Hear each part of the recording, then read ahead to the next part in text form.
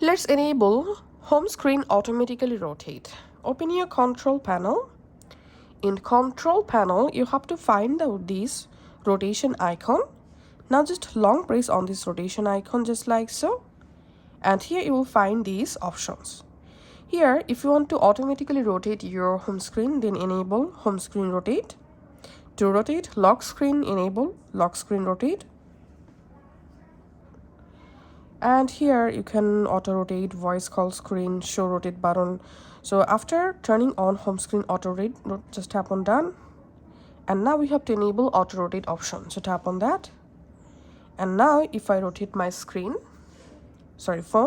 my home screen will be all automatically rotate just like so. As you can see, if I go to any app, also if I rotate my device, the app screen will be automatically rotate. So this is how we can actually do it.